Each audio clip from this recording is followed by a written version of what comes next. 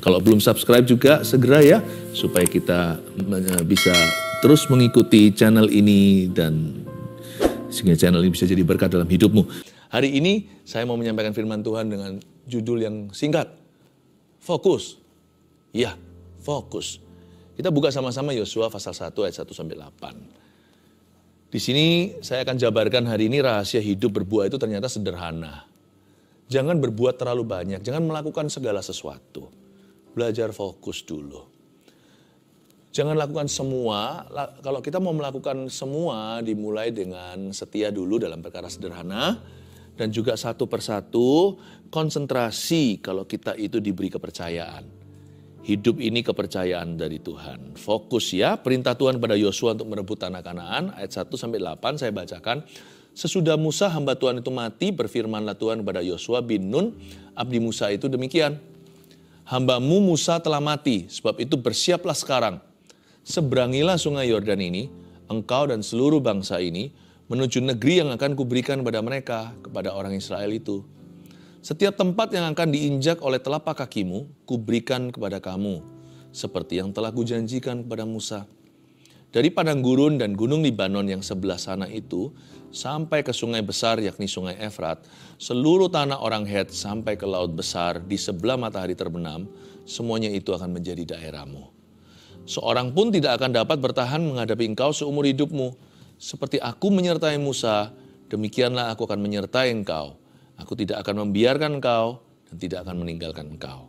Kuatkan dan teguhkanlah hatimu, sebab engkaulah yang akan memimpin bangsa ini memiliki negeri yang kujanjikan dengan bersumpah kepada nenek moyang mereka untuk diberikan kepada mereka. Hanya kuatkan dan teguhkanlah hatimu dengan sungguh-sungguh. Bertindaklah hati-hati sesuai dengan seluruh hukum yang telah diperintahkan kepadamu oleh hambaku Musa. Janganlah menyimpang ke kanan atau ke kiri, supaya engkau beruntung kemanapun kau pergi.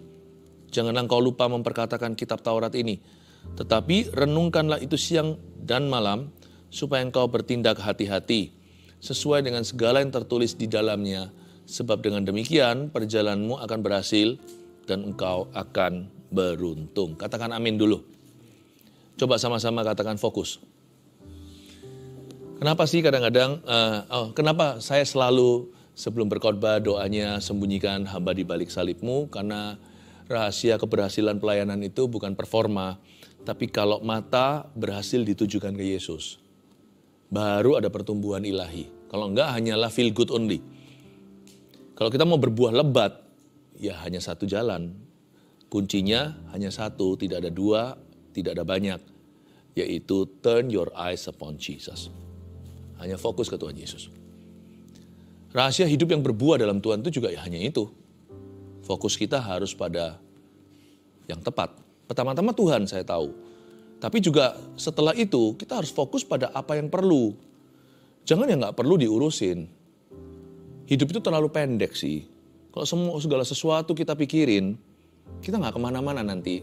Jangan-jangan kekekalan kita, nanti dalam di hidup yang kekal, kita hanya gigit jari, karena kita tidak menghasilkan apa-apa, kita tidak membangun sesuatu. Fokus dulu. Tuhan tidak panggil kita langsung multitasking, melakukan segala perkara. Sekalipun seseorang dipercaya banyak, misalnya 5 talenta, nanti dikasih 10 kota. Tapi kan semua dimulai dengan mengelola talenta itu satu persatu, one by one. Always step by step, one by one, heart to heart. Selalu selangkah demi selangkah, satu persatu, dan hati-hati dalam melakukannya. Coba kita sekarang lihat perjalanan Yosua, kita akan mempelajari bagaimana fokus hari ini. Sesudah Musa hamba Tuhan itu mati, berfirmanlah Tuhan kepada Yosua bin Nun abdi Musa itu demikian. Hambaku Musa telah mati, sebab itu bersiaplah sekarang, seberangilah sungai Yordan. Berhenti di situ, saya jelaskan. Untuk fokus harus ada sesuatu dimatikan karena terlalu banyak gangguan dalam hidup ini. Masa Yosua nggak tahu kalau Musa sudah mati? Tahulah. Yosua yang menguburkan, bukan menguburkan sih. Musa itu dikuburkan oleh Tuhan sendiri ya. Maksudnya pada waktu perkabungan itu Yosua yang memimpin perkabungan karena Musa sudah tiada. Tapi Tuhan bicara, bukankah ayat pertama Tuhan berfirman? Tuhan itu bicara ke hati Yosua. Di dalam bilik-bilik hatinya yang tersembunyi, ternyata masih hidup Musa. Misalnya, waktu dia disuruh melakukan satu perkara, dalam hati diam-diam dia bergumul dan berkata, aduh, kalau Musa di sini kan, kalau Musa masih ada kan enak ya. Masih belum mati-mati tuh. Figur pengaruhnya, nggak mungkin bisa memori itu sirna. Seorang yang berjasa dalam hidupmu, misalnya mentorku dan mentormu. Orang tua rohani pula, nggak mungkin bisa dilenyapkan.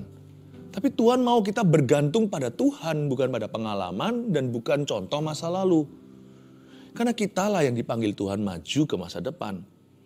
Dan Tuhan tahu selama Yosua masih terus menggumam itu, aduh, kalau Musa kan pasti bisa, aku nggak bisa. Kira-kira Musa gimana ya kalau menghadapi ini?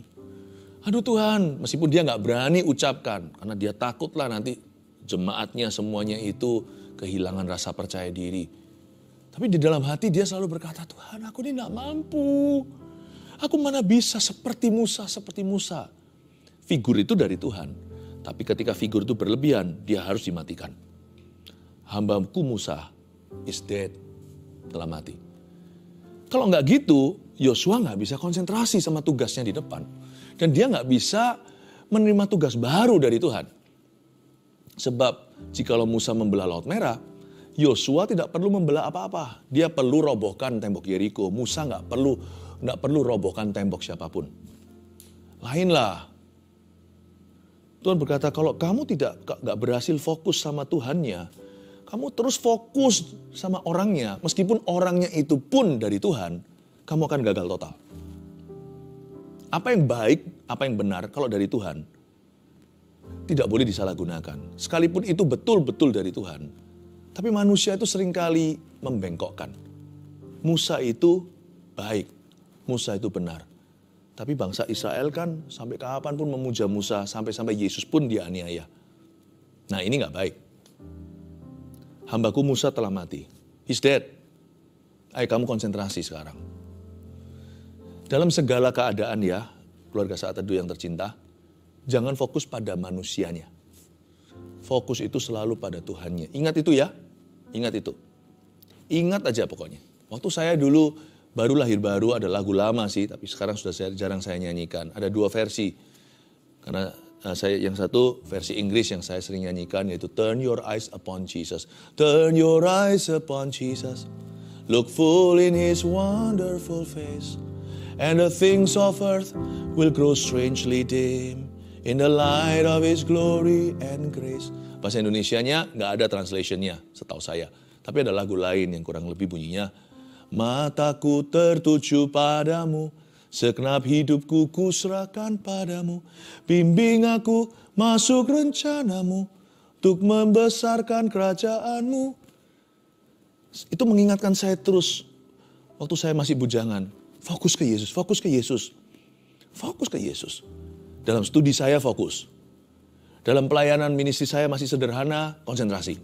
Dalam keluarga, sama papa mama, sama saudara-saudara saya.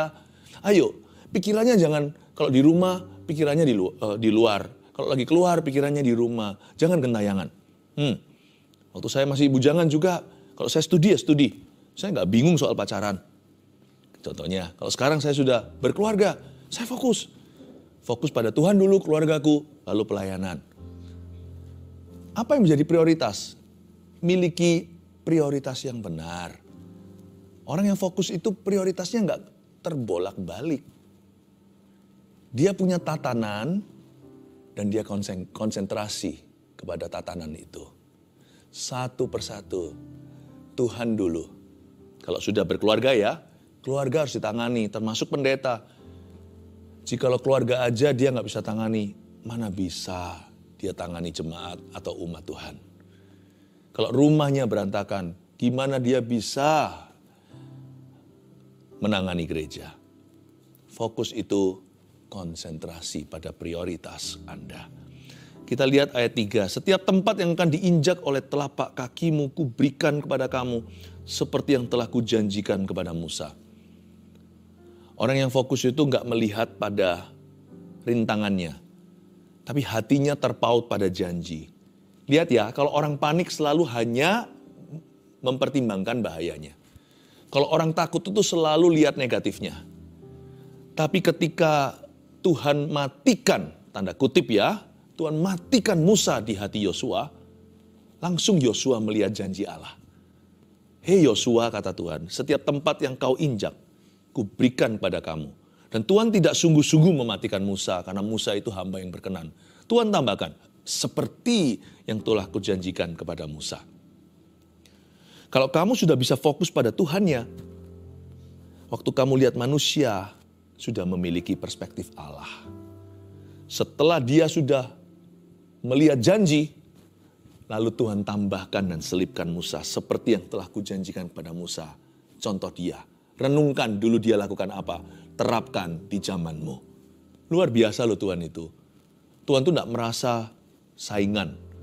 Kalau ada dalam kehidupan kita orang-orang yang kita kasih dan hargai. Bukankah semua itu dari Tuhan juga? Orang tua contohnya.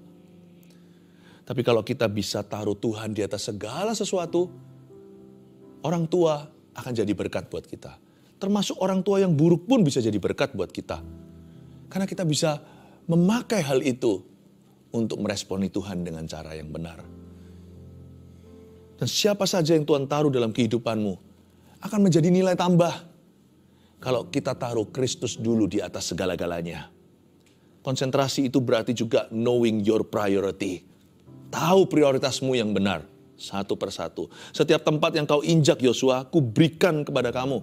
Seperti yang aku janjikan kepada Musa. Itu akan terjadi di hidupmu. Lalu ayat 4, Tuhan mulai buka peta. Apa petanya? Dari padang gurun dan gunung Libanon yang sebelah sana itu sampai ke sungai besar, yakni sungai Efrat, seluruh tanah orang Het, sampai ke laut besar di sebelah matahari terbenam, berarti di sebelah barat. Semuanya itu akan menjadi daerahmu. Ayat 4 ini tidak menarik sama sekali kalau kita baca, karena itu peta Tuhan untuk Yosua. Petaku beda. Tapi perlu ditulis di ayat 4 untuk menunjukkan bahwa jalan kehidupan setiap orang itu unik. Yang namanya sungai Efrat, banyak di antara kita bahkan nggak tahu itu di mana. Tanah orang Het itu apa? Karena kita asing dengan histori atau sejarah Alkitab, apalagi di zaman purbakala. Mana-mana di sini sungai, di gunung Libanon, kalau Libanon negara kita tahu gunungnya di mana. Tapi Yosua waktu baca ini dia tahu. Familiar sekali, itu relevan buat hidupnya. Karena itu adalah tapak kakinya. Sehari-hari dia jalan di sana, atau itu sudah ada di Timur Tengah. Kita ini kan tinggalnya di mana? Tergantung keluarga Saat Teduh menyaksikan ini dari mana. Kalau saya misalnya, saya tinggal di satu kota di Indonesia, kalau diberitahu, misalnya di Jakarta, saya pergi kalau di Jalan Tamrin, lalu kemana, atau ke Bundaran HI, atau orang ngerti. Di Surabaya juga sama, mungkin di Jalan Maijen, Sungkono, atau mungkin di Kenjeran, di utara, atau mungkin di Manyar, Kertoharjo, masuk akal.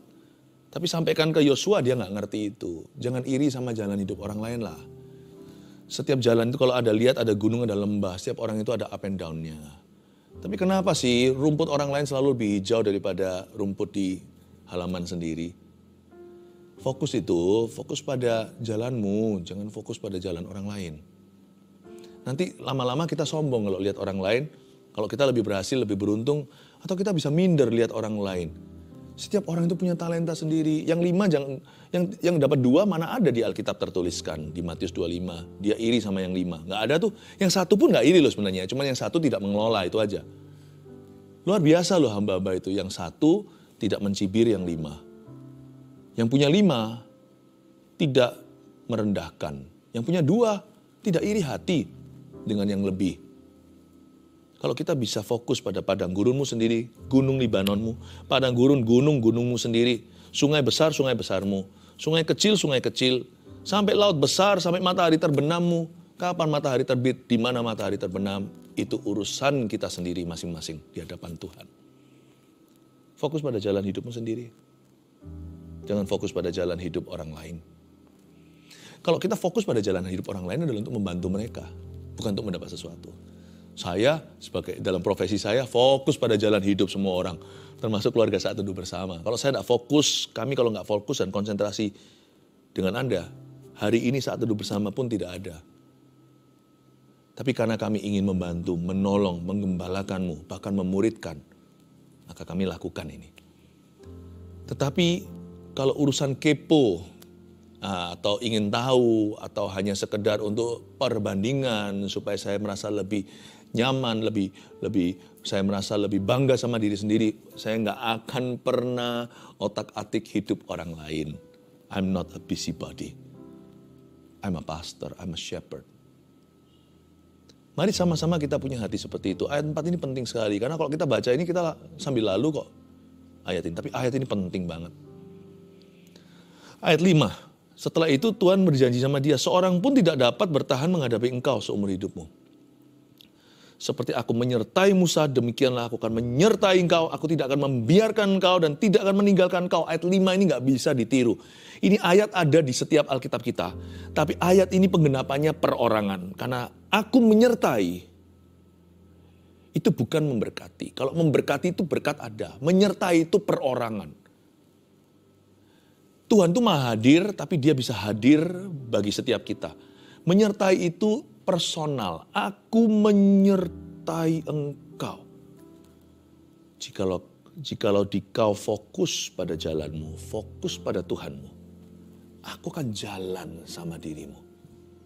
Wah, ayat 5 ini hanya bisa dijabarkan di kehidupan kita lewat kesaksian pribadi. Bagaimana Tuhan menyertai Anda dalam pekerjaan Anda, pernikahan Anda. Menyertai dalam studi, dalam pergumulan persoalan, dalam pelayanan, dalam gereja, di masyarakat. Dalam bahaya, dalam berkat. Bagaimana Tuhan menyertai. Ayat 5 ini harus berhenti di ayat 5. Selebihnya kesaksian pribadi. Dan izinkan saya mengatakan pada Anda hari ini, keluarga Saat Teduh, Tuhan rindu menyertaimu. Bisakah Tuhan menyertai? Nggak tahu berapa orang sekarang ini yang menyaksikan kita. Secara live maupun non-live-nya. Tuhan itu kan satu. Bisakah dia sertai setiap kita? Bisakah Tuhan sertai kita masing-masing 100%? Bisa, makanya dia disebut maha hadir. Hanya Tuhan yang bisa begitu. Saya bagikan prinsip. Prinsip ini Anda dapat. Ini akan menjadi tongkat.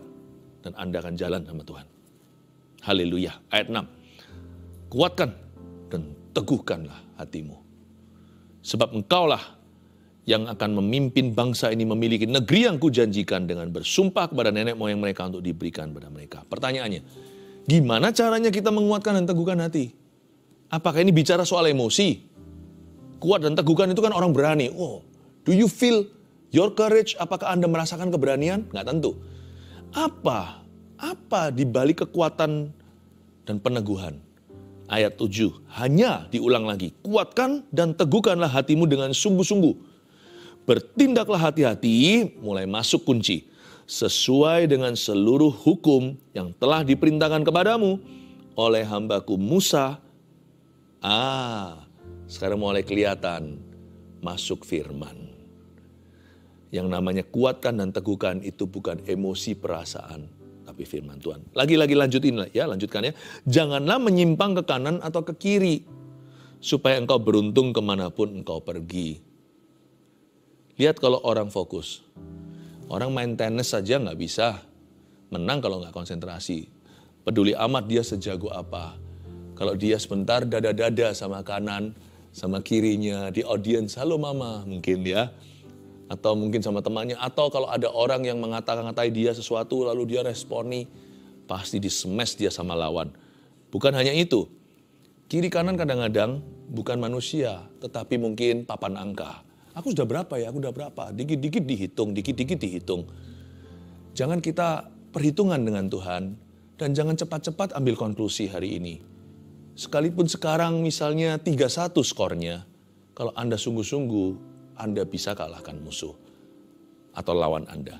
Atau mungkin sekarang sudah 40, ya kan? Bisa jadi di sana sudah advantage. Lalu karena Anda fokus on your game, nanti bisa juice dan bisa jadi yang terdahulu menjadi terkemudian Anda kalahkan. Jangan fokus ke papan angka, papan perolehan. Jangan fokus pada berkat. Jangan fokus pada mujizat. Fokus pada perintah Tuhan dan firman-Nya. Jangan menyimpang ke kiri maupun ke kanan. Janganlah izinkan pujian menggoyahkan. Dan janganlah izinkan kritikan yang tidak membangun, menggoyangkan. Yang membangun mesti diterima dan dipertimbangkan. Jangan menyimpang ke kiri maupun ke kanan. Fokus kepada panggilan. Tuhan suruh apa kita hari ini? Jangan mikirkan bulan depan. Ada firman yang berjangka panjang. Visi contohnya, visi kehidupan. Ada ayat tertentu yang melompat, itu seperti menggambarkan hidupku sampai mati. Tapi ada juga firman yang jarak menengah. Firman-firman yang kita tahu ini penggenapannya sedang berjalan. Tapi juga ada firman kita, firman Tuhan untuk kita hari ini atau our daily bread, ayat emas atau rema today. Pastikan kalau Anda sedang melakukan firman Tuhan hari ini buat hidupmu, yang Anda dapatkan ketika tadi pagi saat teduh, jangan pikirannya ke bulan depan. Sehari demi sehari, apalagi kesusahan. Biarlah kesusahan sehari untuk sehari. Khawatir berlebihan tidak menambahkan sehasta apa-apa dalam kehidupan. Tapi kalau kita sedang dibawa Tuhan fokus untuk jangka panjang, ya jangan cepat kecewa lihat hasilnya sekarang. Papan angkanya kok buruk ya. Kalau Tuhan sudah pernah berfirman memberimu rema jarak menengah atau yang jangka panjang, jangan lihat hari ini lalu karena situasi kondisi yang sementara, Anda membuat keputusan yang sifatnya permanen. Jangan gegabah membuat keputusan karena panik. Justru waktu takut, waktu marah, jangan memutuskan apa-apa. Belajar menanti-nantikan Tuhan. Fokus itu bukan hanya tahu prioritas. Fokus itu juga mengerti kurun waktu. Orang yang fokus adalah orang yang tenang. Dan orang yang tenang bisa fokus. Jangan menyimpang ke kiri maupun ke kanan. Gak usah cek tetangga sebelah. Ya. Jaga tokomu sendiri. Gak usah cek toko sebelah maksudnya. Ayat 8. Janganlah engkau lupa memperkatakan kitab Taurat ini. Tetapi renungkanlah itu siang dan malam. Supaya engkau bertindak hati-hati sesuai dengan segala yang tertulis di dalamnya. Garis bawah itu penting sekali. Sesuai dengan segala yang tertulis. Bukan sesuai dengan apa yang kau rasakan. Jadi kita tahu bahwa kunci teguh, kunci kuat. Kunci kuatkan dan teguhkan bukan terletak pada perasaan Anda. Karena perasaan kita itu tidak bisa sepenuhnya dipercaya. Gonta-ganti tiap hari, fluktuatif seperti dolar. Yang namanya perasaan itu beri ruang untuk hal-hal lain. Misalnya untuk ekspresi, perasaan harus ada lah. Masa orang berkata I love you gini, I love you, I love you. Robot kali. Orang kalau mau I love you harus ada perasaannya. Perasaan itu penting di tempat yang tepat. Pada posisi yang betul, perasaan itu jadi berkat. Misalnya kalau kita bilang I love you sama anak kita peluk I love you gitu dengan ekspresi wah, itu beda. Beda kalau sekedar hanya dengan kata-kata, ya kan? Makanya ada orang tertentu yang menyesal sambil menangis asal bukan air mata buaya. Itu beda pula. Itu membuat hati Tuhan masyigu. Seperti waktu Maria berdoa untuk Lazarus saudaranya yang telah meninggal dunia. Dia menangis dan Tuhan menangis pula karenanya. Perasaan itu ada tempatnya. Tapi perasaan tidak boleh menjadi pedoman kehidupan. Pedoman itu tetap firman. Kalau kita mau kuat, mau teguh, jangan gantung perasaanmu. Kalau Tuhan suruh kita melakukan sesuatu, sekalipun kita nggak merasa mantap, kita nggak merasa percaya diri, kita nggak merasa kuat, kita nggak merasa teguh, kita nggak dapat konfirmasi apa-apa, lakukan.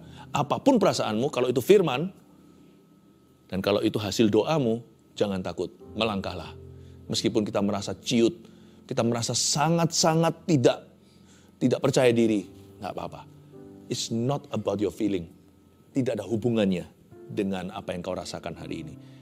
Makanya di sini Tuhan ingatkan di ayat 8, kamu harus memperkatakan kitab Taurat baku. Kitab Taurat kita adalah Alkitab, the book, sang kitab. Dan kamu harus bertindak hati-hati sesuai dengan apa atau dengan segala yang tertulis di dalamnya.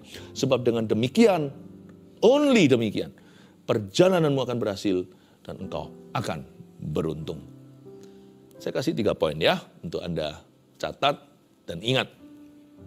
Fokus. 1. Fokus pada Tuhannya, bukan pada manusianya. Dicatat. Apa-apa pokoknya ini sudah menjadi pakemnya. Ini sudah menjadi menjadi standarnya, SOP-nya, hubungan kita dengan Tuhan itu harus begini. Apa-apa, di mana-mana, dengan siapa, dengan siapapun, dan kapanpun. Ingat dalam segala sikon, situasi, kondisi, dan keadaan, prinsip ini kau pegang. Erat-erat di dada, lakukan di setiap langkah. Fokus itu selalu pada Tuhannya, bukan pada manusianya dalam segala perkara. Baik yang buruk, yang bagus, yang jelek, fokus itu pada Tuhan Yesus. Jangan fokus pada orang, karena fokus pada orang itu kita bisa bangga, kita bisa kecewa. Fokus pada manusia kita bisa kepahitan. Fokus pada Tuhannya. Lihat ya, orang yang bisa lakukan poin 1 ini aja, udah beres, poin yang lain Anda tidak perlu. Poin 1 ini aja mengajarkan segala sesuatu. Poin pertama, kalau bisa, kita tidak akan pernah dikalahkan. Dan gak akan pernah kita itu depresi, kepahitan, kecewa sama Tuhan. Lalu habis itu, mahkota kita dicuri oleh orang-orang yang ada di sekeliling kita. Kalau kita bisa lakukan yang nomor 1 ini aja, ini akan membuat kita kebal tekanan. Stres bisa, tapi nggak sampai kita itu tergeletak. Stres bisa, tidak perlu kita sampai depresi berat. Kalau kita bisa fokus ke Tuhannya, kita akan melihat titik terang karena Tuhan kita adalah terang. Amin. 2, fokus pada jalan sendiri, bukan jalan tetangga. Kiri kanan itu tetanggamu. Jangan urusilah. Fokus pada jalan sendiri ya, bukan jalan tetangga. Ingat, kalau kita memang mau urusi orang lain, pastikan dalam spirit yang baik, spirit yang benar. Pastikan kita lakukan itu karena terbeban, bukan untuk mendapatkan keuntungan pribadi atau agenda sendiri, bukan karena ambisi. Kalau kita memang mau urusi mencampuri dengan catatan orang lain izinkan, adalah demi pelayanan. Fokus pada jalan sendiri, bukan jalan tetangga. Tuhan punya lembah, gunung, lengkap satu set untuk Anda. Laut besar, laut kecil, sungai besar, sungai kecil, sungai Efrat, semuanya ada. Matahari terbenammu ada, matahari terbit juga ada. Kalau terbenam jangan marah, karena besok akan terbit. Kalau terbit jangan terlalu percaya diri, karena setiap orang punya hari-hari gelap, di mana matahari pasti sekali-kali tenggelam atas kita. So what? Fokus pada jalan sendiri aja. Sebab jalanku itu menuju mana, bukan menuju maut. Karena dalam Kristus jalanku menuju upah kekal selama-lamanya. Hafali jalan-jalanmu. Dan pastikan Anda belajar dari kesalahan. Dulu saya salah jalan, jangan ulang lagi ke situ. Jangan tercebur lagi masuk ke dalam limbah yang sama. Nomor 3, fokus pada firman Tuhan, bukan perasaan. The righteous will live by faith. Not by their feeling, bukan pada orang benar akan hidup oleh iman. Iman itu dari pendengaran firman, bukan dari perasaan. Kalau ada orang berkata, aku doakan ya supaya aku lebih beriman. Nggak ada hubungannya sih, didoakan itu lebih beriman. Beriman itu beriman, nggak perlu didoakan. Baca firman, memutuskan untuk percaya dengan segenap hati, sekalipun tetap ada keraguan, tetap percaya. Ngototnya percaya, udah itu aja. Nah, waktu kita percaya, kalau memang mau doakan langkah iman. Aku akan melangkah, teman-teman doakan ya. Waktu aku melangkah, ampuni orang ini, aku lepaskan pengampunan, dia berubah atau enggak apa-apa. Doakan supaya aku taat pada Tuhan. Aku akan ampuni dia, apapun resikonya, aku percaya hidupku di tangannya. Aku melangkah. Ya, aku berdoa, percaya, aku sekolahkan anakku. Ya, saya rasa ini yang terbaik. Dengan apa yang aku punya pas-pasan, aku akan berusaha bekerja keras. Doakan ya teman-teman, anak saya mau kuliah, saya sekolahkan dia. Doakan supaya dia sekolah sungguh-sungguh. Doa itu bukan doakan aku supaya aku beriman. Doakan itu, doa itu adalah doakan saya, karena saya segera akan melangkah dengan iman. Haleluya. Fokus. Fokus apa aja? 1, 2, 3. Saya ulang lagi untuk rangkuman. Fokus pada Tuhannya, bukan pada manusianya. 2, fokus pada jalan sendiri, bukan jalan tetangga. 3, fokus pada firman Tuhan, bukan perasaan. Let's turn our eyes upon Christ. He is here. Mari kita enjoy, nikmati waktu-waktu ini. Saya bisa merasakan seperti ada urapan yang mengalir dengan lembut di sini. Bahkan sekarang pun saya bisa merasakannya. Saya bukan orang yang bergantung pada perasaan, tapi saya tidak bisa sangkali. Seperti ada listrik yang mengalir di badan saya, sekarang saya bisa rasakan dengan begitu lembut. It's a very, very gentle stream. Glory to Jesus. What a gentle stream. What gentle streams. Seperti ada aliran-aliran, seperti ada arus. Seperti ada arus. Ulurkan tanganmu, terimalah arus itu. Receive the anointing. Terimalah urapan. Terimalah urapan. Receive healing. Terimalah kesembuhan di dalam nama Yesus. Terimalah kesembuhan lahir dan batin. Dalam nama Yesus, tidak sedikit yang memperoleh inner healing atau kesembuhan batin saat ini. Banyak sekali keluarga saat teduh bersama yang masih kecewa sama seseorang yang masih kepahitan. Aku patahkan roh kepahitan itu, aku suruh keluar dari orang-orang ini di dalam nama Yesus. Terimalah damai sejahtera dan sukacita. Ada seorang perempuan yang pendarahan. Anda gak berhenti terus pendarahan sedikit-sedikit, tapi terus. Pendarahanmu berhenti detik ini di dalam nama Yesus Kristus. Dan Allah mengajarkan hati bersyukur. Tuhan taruh hati memuji. Sebelumnya Anda belum. Tapi mulai hari ini Anda akan suka nyanyi. Suaramu sebenarnya merdu. Belajar sedikit dipoles jadi. Saya berdoa supaya Anda suatu hari bisa menjadi singer dalam sebuah gereja. Jadi seorang penyanyi. Jangan ngeluh lagi. Tuhan menyebutmu wanita kepahitan, bukan wanita pendarahan. Anda dikecewakan oleh banyak orang. Orang tua, pasangan, sebagainya. Tapi sekarang pendarahanmu itu sembuh. Dan sekaligus autoimun penyebabnya juga disembuhkan Tuhan. Pendarahan itu berhenti. Autoimun itu dilenyapkan oleh urapan. Terima kasih Tuhan. Ada satu orang laki-laki, saya nggak tahu kenapa lengan Anda kok bisa bengkak gitu dan kakinya. Lengan kaki dua-dua bengkak. 4-4 malahan. Aku patahkan penyakit itu, saya nggak tahu namanya, dalam nama Yesus. Terimalah kesembuhan demi nama Yesus Kristus. Anda punya 4 outlet, tutup 3. Merugi besar tahun ini. Anda terpaksa harus tutup semuanya. Tutup rugi, bukan tutup untung. Ambil alih. Diambil alih oleh orang lain. It's okay. Fokus ke satu, itu your original business.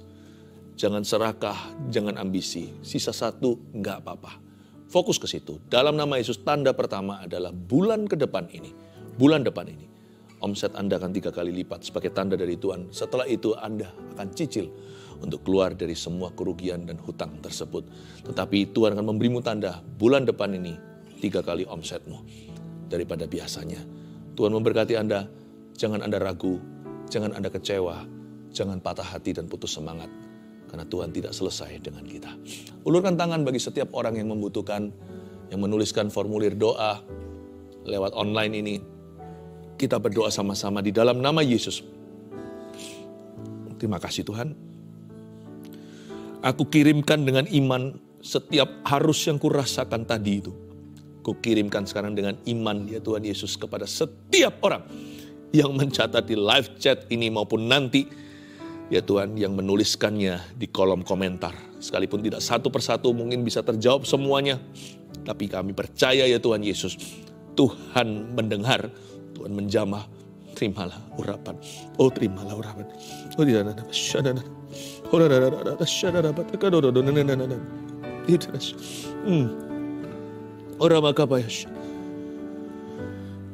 Tetap diangkat aja tangannya. Terimalah urapan. Dalam nama Yesus. Haleluya.